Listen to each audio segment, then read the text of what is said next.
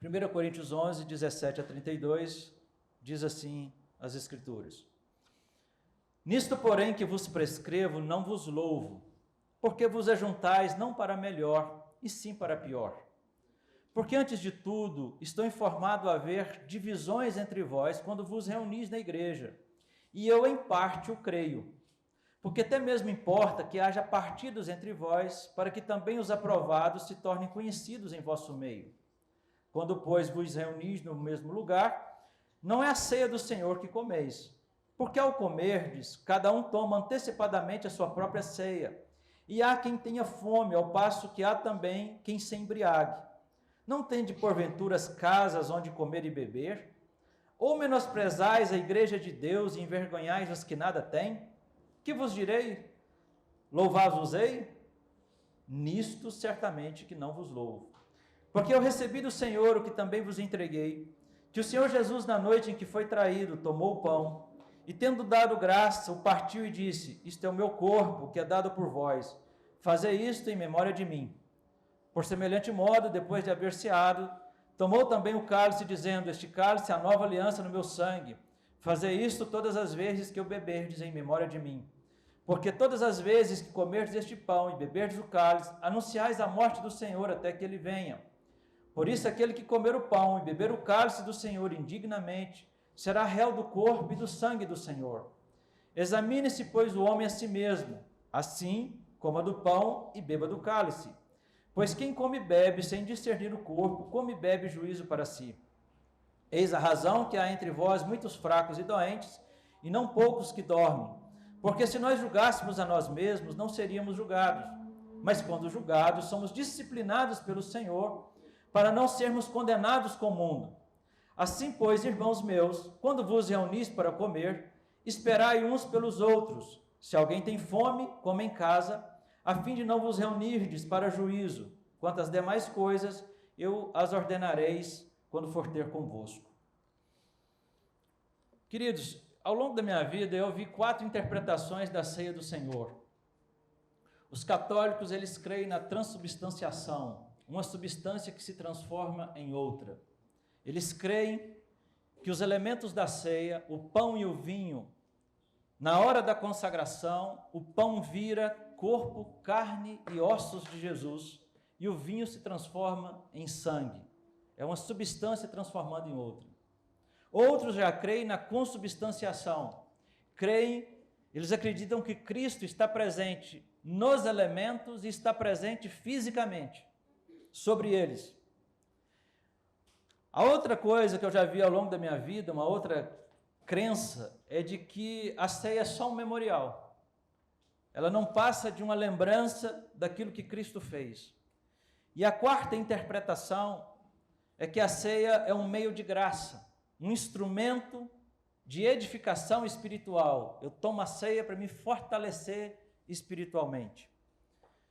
Eu creio, queridos, que a ceia, ela é o elo entre as duas vindas do Senhor. É como se ela fosse um monumento que antecede a cruz e a segunda vinda de Cristo Jesus. E o texto lido aqui, é importante dar uma contextualizada antes de entrarmos naquilo que Paulo apresenta como sendo a ceia do Senhor.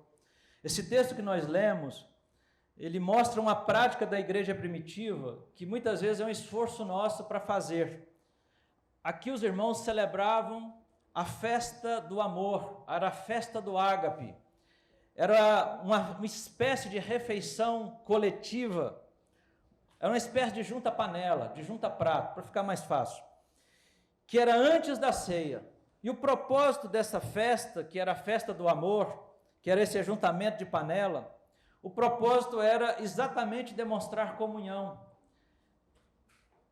e solidariedade também, porque esperava-se que os mais ricos, os mais abastados, trouxessem provisões mais abundantes para repartir com aqueles que menos tinham. E dessa maneira, nessa refeição preparatória para a ceia, todos pudessem ter farta refeição. Porém, aqui está acontecendo exatamente o contrário. Os irmãos se reuniam e, ao invés de repartir o que traziam, os ricos se separavam dos pobres E eles comiam demais, bebiam demais, alguns se embriagavam, e os pobres ficavam com fome. Depois que os ricos se fartavam, separadamente diziam: agora vamos participar e celebrar a ceia do Senhor juntos. Não parece uma incoerência? É uma incoerência muito grande. Paulo diz lá no versículo 21 e 22, porque ao comerdes, cada um toma antecipadamente sua própria ceia, e há quem tenha fome, ao passo que há também quem se embriague. Não tendes porventura casas onde comer e beber? Ou menosprezais a igreja de Deus e envergonhais os que nada têm? Que vos direi? Louvar-vos-ei? Nisto certamente que não. Então, aqui Paulo diz, olha, aqui vocês não têm o meu louvor. Então essa festa, Paulo aqui os repreende. Ele diz, nisto aqui não vos louvo. Está claro a acepção de pessoas, a falta de unidade, a falta de comunhão e misericórdia. Esta festa do amor aqui de Corinto tinha se transformado numa festa de preconceito, de ausência de solidariedade. Era uma festa onde, ao invés dos irmãos terem comunhão, estavam fazendo acepção de pessoas. Bem, então esse aqui é o contexto. E agora eu queria então ver o que Paulo vai nos ensinar acerca da ceia do Senhor. Aliás, Paulo vai dizer que estava tendo divisões na igreja, o versículo 18 e 19, ele vai dizer assim, olha, porque antes de tudo estou informado a haver divisões entre vós. Essa aqui é a congregação que diz, eu sou de Apolo, eu sou de Pedro, eu sou de Paulo, e outros diziam, eu sou de Cristo. E aí ele vai dizer assim, quando vos reunis na igreja, e eu em parte o creio. E ele vai dizer, porque até mesmo importa que haja partidos entre vós, para que também os aprovados tornem-se conhecidos em vosso meio. Então, às vezes, algum tipo de partido vai mostrar, evidenciar os corações e provar de fato quem serve ao Senhor e quem não serve. Mas no versículo 17, irmãos, Paulo afirma algo que traz muito temor no meu coração. Ele diz assim, olha, nisto, porém, que vos prescrevo, não vos louvo, porque vos ajuntais não para melhor, e sim para pior. Ou seja, um encontro da igreja, uma reunião da igreja para comunhão, para a festa do amor, para celebrarem a ceia juntos, para receberem instrução, para serem pastoreados. Os irmãos estavam saindo pior do que quando entravam. E Paulo diz assim, olha, essa reunião não é para melhor, mas vocês estão reunindo para pior. Então, uma reunião que deveria ser uma manifestação de amor e de comunhão, saíam pior do que quando chegavam. Que o Senhor nos livre disso, amém? Amém. O versículo 23. Paulo, então, aqui começa a dar uma instrução acerca da ceia do Senhor. Ele diz assim, porque eu recebi do Senhor o que também vos entreguei, que o Senhor Jesus, na noite em que foi traído, tomou o pão. Irmãos, aqui está registrado que a maior demonstração de amor, ela é dada diante da maior demonstração de maldade. Olhem comigo, na noite em que ele foi traído, na noite em que o Cordeiro se ofereceu, na noite em que Jesus se aparece como Cordeiro para tirar o pecado do mundo, é a noite em que ele foi traído. Jesus inaugura aqui esse sinal da nova aliança, fazendo uma clara transição do Antigo Testamento para o Novo Testamento. No Antigo Testamento se celebrava a Páscoa, matava-se um cordeiro, era servido com pães asmos, ervas amargas e vinho. Era o pães asmos, irmãos, é pão sem fermento. Essa cerimônia apontava para a chegada do Messias, a chegada de Cristo. Quando Jesus toma aquele pão e parte e diz, comei, este é o meu corpo, ele estava encerrando o Antigo Testamento. O Messias chegara, o Messias esperado estava ali. Todo aquele cerimonialismo que começou lá no Êxodo, acabou ali naquele momento onde Jesus parte o pão. Ali ele inaugura uma nova aliança agora no seu sangue. Jesus estava dizendo, olha, não tem mais cordeiros mortos, não tem mais sangue de ovelhas, não tem mais cordeiros com seu sangue derramado. Agora eu me ofereço como Cordeiro de Deus que tira o pecado do mundo. O meu corpo é oferecido, o meu sangue vertido, inaugura uma nova aliança. E quando é que isso acontece, irmãos? Na noite em que ele foi traído, na noite mais amarga, na noite em que o Cordeiro se oferece como sacrifício, é também a noite em que ele é traído. Judas o entrega por ganância. Eu fico imaginando que no inferno os demônios se alegraram naquela noite em que Jesus foi crucificado, naquele dia em que Jesus foi crucificado. Os homens maus se alegraram. O inferno talvez tenha ficado em festa, dizendo: olha, nós vencemos o Cristo, nós derrotamos o Cristo. Mas, irmãos, aquela cruz não foi a derrota de Jesus, mas foi sua vitória e a nossa vitória. Porque foi naquela cruz que Jesus, irmãos, ele expõe os principados e a potestade, a vergonha e ao opróbrio. Foi na cruz que ele esmagou a cabeça da serpente. Foi na cruz que ele quebrou as nossas algemas e nos libertou. Amém? Foi na cruz que Jesus nos tornou livres. Enquanto as autoridades judaicas tramavam a morte de Jesus, ele estava dando a maior demonstração de amor. Ele estava inaugurando uma nova aliança. A maior demonstração de graça e de amor, de alguém que se sacrificaria pelos nossos pecados, foi feita na noite em que ele foi traído. O maior sacrifício, irmãos, e aqui eu queria ler o versículo 24, porque o maior sacrifício é oferecido com alegria e não por constrangimento. Versículo 24. E tendo dado graça, o partiu e disse: isto é o meu corpo que é dado por vós, fazei isto em memória de mim. Irmãos, o maior sacrifício é oferecido com alegria, não por constrangimento. A expressão que está aí é dando graças. Irmãos, a cruz não foi obra do acaso ou algum acidente. Jesus veio para morrer. Jesus não foi para aquela cruz porque Roma o venceu, porque Jesus não foi para aquela cruz porque Judas o traíra, ou porque Pôncio Pilatos, mesmo contra a sua própria consciência, covardemente o entregou, sabendo que Jesus era inocente, ou porque os soldados o prenderam naquela cruz, naquele lenho. O texto de 1 Pedro 1, versículo 18 e 19, só tome nota.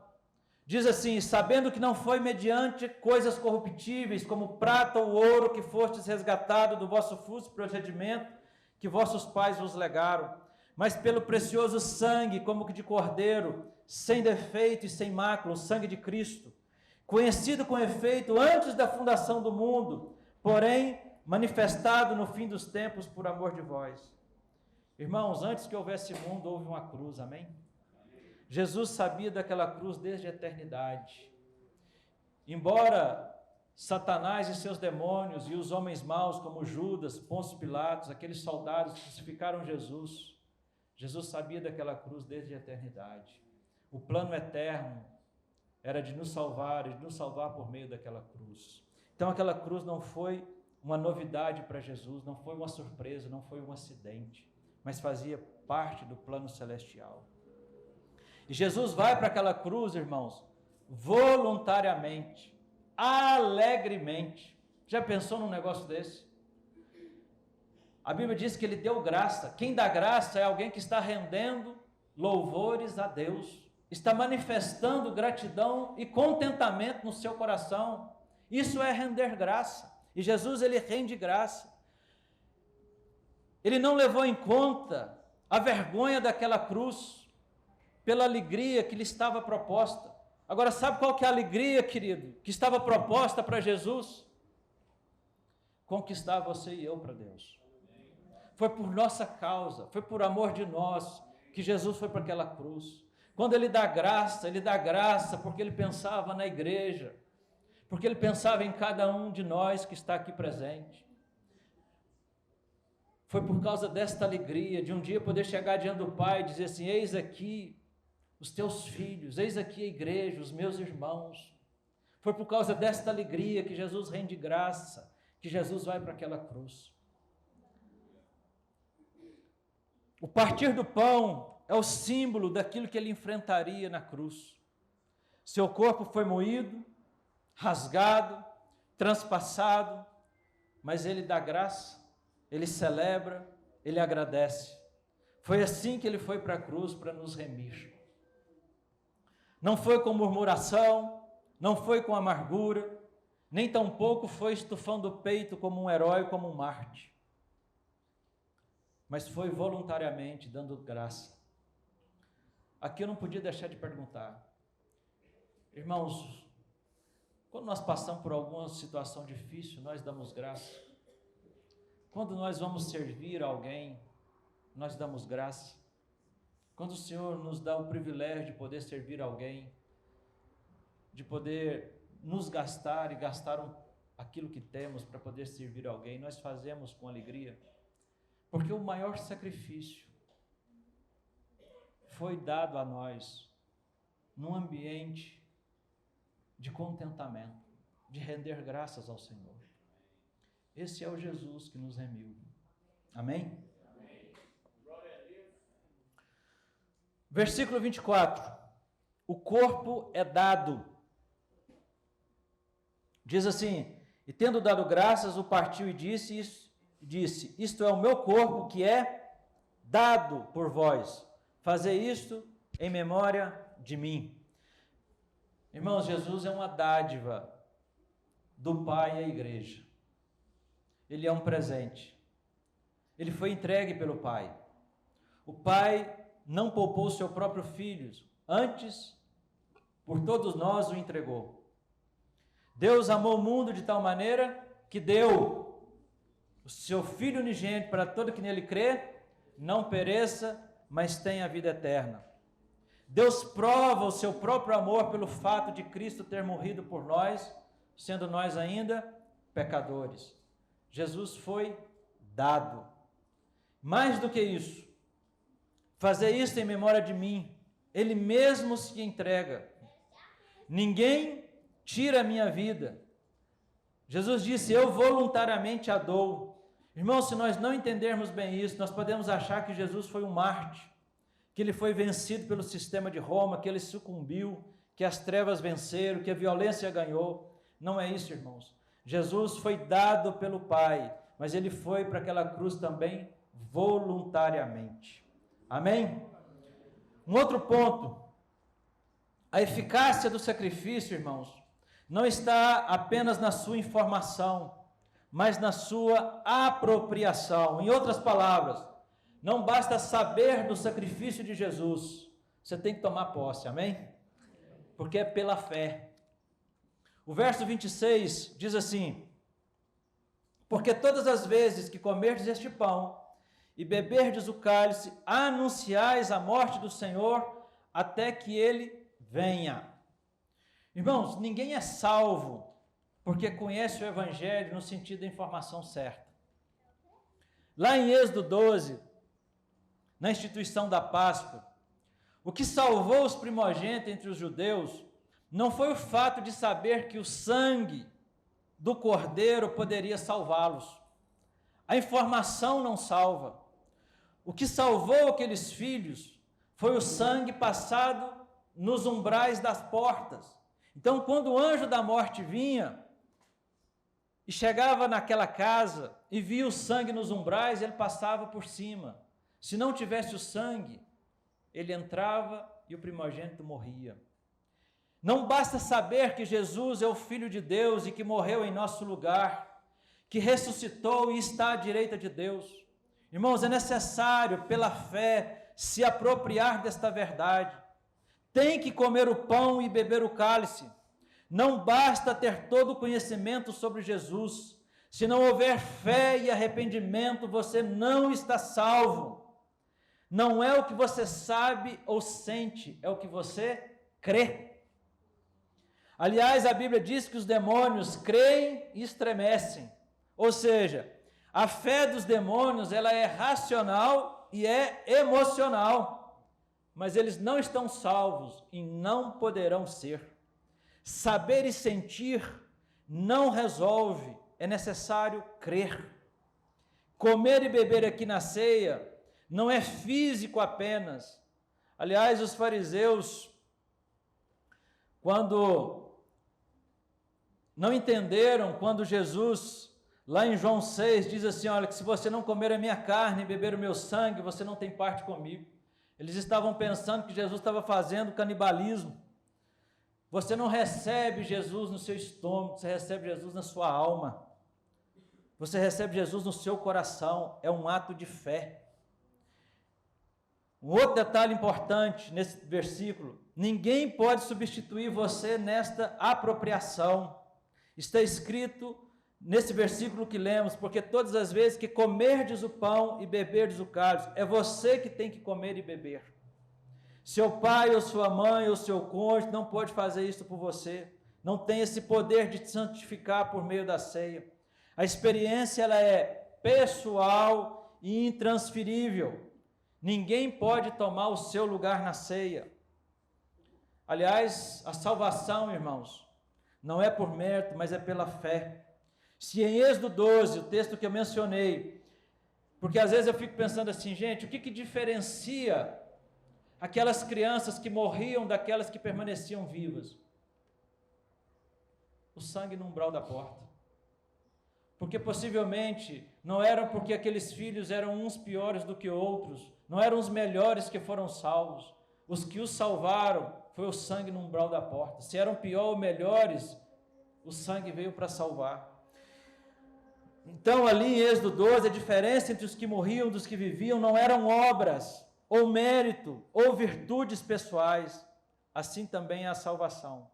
Ninguém é salvo porque nasceu de um casal bom, ou tem excelentes irmãos, ou porque faz boas obras. A salvação é pela fé em Cristo, é daquele que come o pão e bebe o cálice. Esse tem a vida eterna. Irmãos, eu tenho percebido, queria só abrir um parênteses aqui. Olha, quando os filhos fazem 18, estão maiores de idade, e até ali chegaram, graças à fé e o testemunho, o exemplo dos pais, graças ao ensino da igreja, graças à aplicação de tudo aquilo que nós temos recebido de revelação da parte do Senhor de como criar filhos. E muitas vezes eles são batizados lá por volta de 12, 13, 14, 15 anos. Mas depois que ele faz 18, 20 anos, tudo aquilo que ele recebeu da parte do Senhor o influenciará. Mas eu quero te falar que daí para frente, querido, é você e Deus. É a tua decisão, é a escolha que você faz. Você que vai estar diante do Senhor. E se o seu pai foi ruim, não foi um bom pai, não permaneceu na fé, você pode fazer diferente, permanecer na fé e ser diferente do teu pai. Quarto lugar, fecha parênteses. O sacrifício de Jesus deve ser relembrado. Verso 26 ainda. Porque todas as vezes que comerdes este pão e beberdes o cálice, anunciais a morte do Senhor até que ele venha. Porque todas as vezes que comerdes este pão, todas as vezes, nós celebramos a ceia sempre nos grupos caseiros ou no ambiente de comunhão, ainda que não seja no grupo caseiro. Há dois sacramentos que Jesus instituiu, batismo e ceia. Eles são realidades espirituais exemplificados em atos físicos, são marcos que expressam essa realidade espiritual e devem ser relembrados e realizados até que o Senhor venha. Amém? Amém. O texto diz assim: fazer isso em memória de mim, porque foi pela morte que ele nos libertou, foi pela sua morte que fomos redimidos, foi a sua morte que nos livrou da nossa morte, foi a morte de Jesus que nos deu vida. Irmãos, a mensagem da igreja precisa ser a mensagem da cruz. E a cruz revela o poder de Jesus e a calamidade do homem, de como o homem está perdido. Se você quer saber se uma igreja perdeu o rumo, é se ela não fala da cruz. Aliás, o que se vê por aí é que o homem está no centro, que ele é o grande herói, que tudo é para ele. Irmãos, o evangelho fala mal do homem. Se não for pela cruz, não há vida eterna. E essa mensagem da cruz, ela nunca vai ficar velha, ultrapassada, fora de moda. Pregue a cruz, fale de Jesus e este crucificado. Fale daquele que deixou a morte, se esvaziou da sua divindade, assumiu a forma de servo e se humilhou até a morte, morte de cruz. Assim estaremos anunciando a morte do Senhor até que Ele venha. Amém? Um outro ponto sobre a ceia do Senhor. E aqui, quais são as atitudes daquele que participa da ceia? Irmãos, eu sempre faço uma oração de constante na minha vida, que é assim, que eu nunca perco o coração de ovelha, que eu seja alguém de fácil condução, fácil de ser tocado, até pelo novo na fé. E eu oro para mim ter sempre fome e sede de Deus. E eu oro para não banalizar aquilo que é sagrado. Você já participou da ceia desatento? Apenas como um hábito? Como um costume? Porque eu queria ver qual é a atitude que devemos ter para tomarmos a ceia. Com que mente nós devemos ir quando nós vamos celebrar esse momento daqui a pouco? Primeiro, nós precisamos de olhar para o passado. Porque nós deveríamos tomar a ceia olhando para aquilo que Cristo fez, olhando para aquela cruz, o quanto Cristo nos amou. Porque era eu e você que deveríamos estar naquela cruz. Ele assumiu o nosso lugar, sendo santo se fez pecado. Ele sendo bendito eternamente foi feito maldição por nós. Irmãos, voluntariamente carregou sobre o madeiro os nossos pecados. Por causa deste amor, o próprio Pai o desamparou naquela cruz. Na cruz, Deus exerceu seu máximo amor e sua máxima justiça. Na cruz, Ele condenou o pecado, não em nós, mas em seu Filho Santo. Quando participamos da ceia, essas verdades precisam vir à nossa mente e coração. Quão grande amor foi este, quão profundo foi esse sacrifício de Cristo naquela cruz. Isso é olhar o passado. Olhar para aquilo que Cristo fez naquela cruz por nós. De pensar que se não fosse esse ato de Jesus, nós estávamos condenados ao inferno, perdidos para sempre. Mas houve um Salvador, houve um Cordeiro Santo, houve um Deus que se fez homem, que se esvaziou dos seus atributos divinos. Como o homem desceu mais ainda. O Verbo eterno nasceu num berço de palha, num curral de animais, mostrando não apenas a sua humildade, como que os valores, às vezes aqueles a quem nós prezamos, não têm relevância para Deus. Esse foi o Jesus que nos remiu. Aquele que era o rei, o coroado, exaltado no céu, o bendito, adorado pelos anjos, se esvazia da sua glória para morrer naquela cruz. A cruz era uma morte maldita. Só os amaldiçoados morriam naquela cruz. Havia outras formas de morte naquela época, mas aqueles amaldiçoados morriam na cruz. Jesus fez maldição por nós, de forma voluntária, dando graça. E nós deveríamos nos lembrar disso quando ceiamos, porque Ele diz: isso é o meu corpo. Então isso é olhar o passado, olhar aquilo que Jesus fez naquela cruz, por amor da nossa vida, para cumprir a justiça de Deus. Agora nós precisamos de olhar também para o futuro, porque o texto diz: é até que Ele venha. Se a ceia foi um marco da primeira vinda, a ceia é a promessa da segunda vinda. Jesus voltará. Toda vez que ceiamos, essa promessa precisa ser renovada no nosso coração. Irmãos, e Jesus voltará em breve. Como Zé disse hoje, repentinamente, voltará gloriosamente. Nós precisamos de ceiar pensando, olhando nessa promessa de uma segunda vinda. Jesus vai nos buscar. Irmãos, é tão certa a segunda vinda como foi certa a primeira vinda, amém? Jesus veio uma primeira vez, Ele vai voltar uma segunda vez para nos buscar.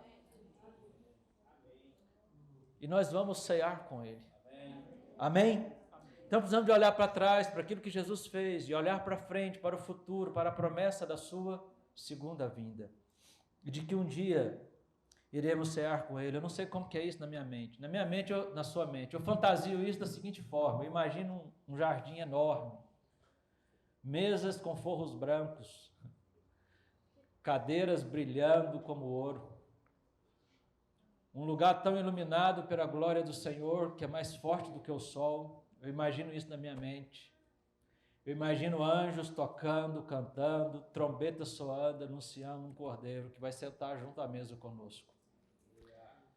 É assim na minha mente. Eu não sei como que vai ser essa realidade, mas eu sei que vai ser um momento glorioso.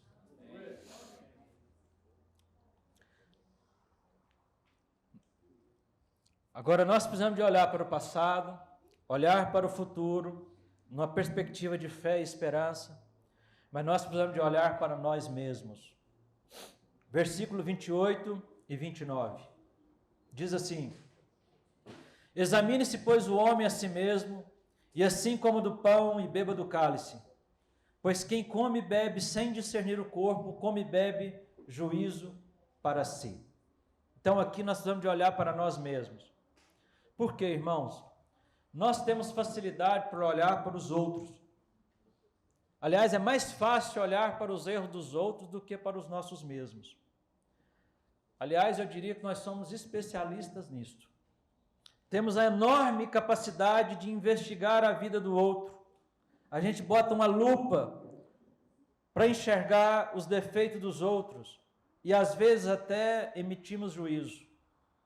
Mas normalmente, irmãos, nós somos muito complacentes conosco mesmos. Paulo aqui está dizendo: examine-se o homem a si mesmo. Não é para você examinar o outro, é para você examinar a si mesmo.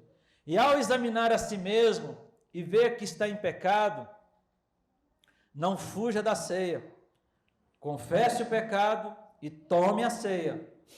O texto não está dizendo que ao examinar a você mesmo, você deve fugir da ceia. O texto está ensinando que você deve fugir do pecado e tomar a ceia. É abandonar o pecado e participar da ceia. Quem é digno de tomar a ceia? Irmãos, a nossa dignidade está na consciência da nossa indignidade.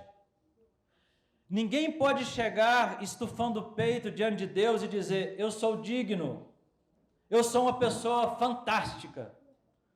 Deus fez uma ótima escolha ao me escolher. Deus fez uma escolha linda e preciosa ao me escolher como filho. Olha como eu sou bom. Ninguém vai diante do espelho e entoando aquele hino: ó quão grande és tu. Eu tenho méritos para ser escolhido. Não é assim, irmãos. Você chega com a consciência de que não merece, que você não é digno, mas que foi salvo pela graça. É na medida que você se acha indigno, que vai se tornando digno, não examinando os outros, mas examinando a si mesmo. Irmãos, foi pelos méritos de Cristo, amém? Nós podemos cear com consciência da nossa indignidade, sabendo que foi pelos méritos de Cristo, foi Ele que nos deu a dignidade, amém? O versículo 29 fala sobre discernir o corpo, diz assim: pois quem come e bebe sem discernir o corpo, come e bebe juízo para si. Irmãos, o que é discernir o corpo? Que corpo ele está falando? O corpo de Cristo. Você precisa participar da ceia, sabendo o que Cristo fez por você. Isso é discernir o corpo. Por isso que uma criança não deve tomar da ceia, primeiro porque não foi batizada e colocada no corpo de Cristo. Segundo, aquele que vai tomar a ceia precisa de ter consciência dessa realidade, daquilo que Cristo fez por ele naquela cruz.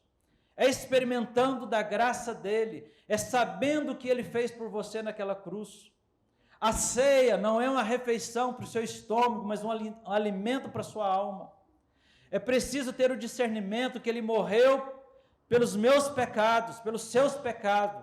Caso contrário, come e bebe juízo para si. E em segundo lugar, é preciso discernir o corpo, que é a igreja também. Irmãos, eu não posso participar da ceia com animosidades, com divisões, com ódios, com amarguras, com raiva, com rancores. Ah, eu não suporto fulano, não vou com a cara do cicrano. Não, querido, nós não estamos em Corinto. Aliás, eram estas as divisões que havia naquela igreja. Irmãos com partidarismos, irmãos dizendo eu sou de Paulo, sou de Apolo, eu sou de Cristo, e eu de Pedro. Acepção de pessoas. A festa que aquela igreja deveria celebrar, que era a festa do ágape, e depois tomar a ceia. A festa que deveria demonstrar solidariedade, demonstrava altivez, divisão, partidarismo, falta de misericórdia, soberba. Eles ceiavam e saíam piores. Versículo 17, que é o versículo que nós já lemos. Paulo vai dizer, olha, vocês estão se ajuntando, mas estão se ajuntando não para melhor, e sim para pior. Por quê? Porque havia partidarismos e divisões no meio da igreja. Por isso que ao ceiarmos, nós temos que olhar para o passado, olhar para o futuro na perspectiva de fé, olhar para nós mesmos, examinarmos a nós mesmos, não examinarmos o outro. E ao examinarmos a nós mesmos, termos a consciência de que foi pelos méritos de Cristo. E ao examinarmos a nós mesmos, identificarmos no nosso coração se há alguma animosidade com algum irmão, alguma amargura, alguma falta de perdão, alguma falta de comunhão. Porque se não fizermos isso, isso é não discernir o corpo. Nós precisamos discernir o corpo, aquilo que Cristo fez por nós, e ao mesmo tempo olharmos, discernir o corpo que é a tua igreja. A igreja é o corpo de Cristo, Cristo é o cabeça dessa igreja, amém? Então não podemos ter entre nós nenhum tipo de animosidade, nenhum tipo de divisão, e tomar a ceia assim, indiscriminadamente. Sabe quais que são as consequências disso? Verso 30. Eis a razão porque há entre vós muito fracos e doentes, e não poucos os que dormem. Irmãos, a consequência aqui era fraqueza espiritual, doenças e morte. Em virtude de não levar a ceia do Senhor a sério, tinha gente adoecendo por causa do pecado, gente sentenciada à morte. São as doenças ramartiagênicas, a palavra é difícil, mas são doenças produzidas pelo pecado e como consequência juízo de Deus. O Zé depois fala com vocês sobre isso, quando ele fala sobre enfermidades. Em outro momento o Zé fala sobre isso. Mas não é isso mesmo, Zé? Não podemos participar sem examinar a nós mesmos, sem as vestes brancas, sem que o sangue do Cordeiro esteja lavando as nossas vidas. Ande na luz e tome a ceia. Amém? O texto diz, eis a razão porque entre vós muitos fracos e doentes e não poucos os que dormem. Isso aqui fala de apatia, gente se esfriando na fé, e gente adoecendo fisicamente, gente morrendo, porque estava tomando a ceia sem discernir o corpo, sem fazer um exame pessoal na sua consciência. Agora, por favor, não use a ceia como instrumento de confissão de pecado. Amém? A ceia do Senhor é tudo isso que nós acabamos de descrever. Aquele que vai ceiar deve olhar para o passado, aquilo que Cristo fez, o amor dele manifestado naquela cruz. Deve tomar a ceia olhando para essa segunda vinda. Agora, o importante é que você já chegue no encontro confessado com a vida na luz. Não espere o momento da ceia para você poder andar na luz, para você examinar a si mesmo. Porque o que nós cremos é numa vida de transparência. Amém? Portanto, eu inclusive diria aos líderes, é assim, olha, alguém está voltando para o meio da igreja, andou aí fora, esteve conosco, está voltando para o meio da igreja.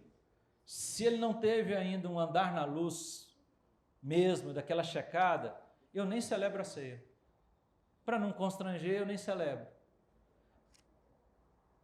Alguém novo, por favor, instrua, fale sobre a ceia do Senhor, repita boa parte da instrução, porque, irmãos, nós não podemos banalizar. Eu, por exemplo, vocês terem uma ideia, lá em casa eu nem permito que o resto da ceia seja comido pela criança. Ah, me dá um pão aí, vai tirar? Não, daquela porção ali não vai comer não, daquela porção ali, ainda que os irmãos tenham ceado. Porque para mim, quanto mais reverência e singeleza nós termos nesse momento, irmãos, mais próximo nós vamos estar da verdade das Escrituras, amém? Pois bem, não podemos participar sem examinar a nós mesmos. Então, olhe para o passado, olhe para o futuro, olhe para você mesmo e olhe ao redor. Versículo 33 e 34. Assim, pois, irmãos meus, quando vos reunis para comer, esperai uns pelos outros. Esse esperar uns pelos outros comunica comunhão, comunica graça nos relacionamentos, comunica unidade. E aí o versículo 34, se alguém tem fome, coma em casa, a fim de não os reunirdes para juízo. Quantas demais coisas eu ordenarei quando for ter convosco. Esperai uns pelos outros. Irmãos, a igreja é uma família, um só rebanho, um só povo. Nós estamos conectados uns aos outros de tal maneira que se um irmão se alegra, nós nos alegramos. Se ele se entristece, nós choramos com ele e o servimos. Isto é corpo, isto é comunhão. Valorize a ceia, reverencie este momento, ele é solene. Então coma do pão e beba do vinho. Se aproprie da graça oferecida por aquele que nos remiu. Amém? Custou o sangue do Filho de Deus. Amém.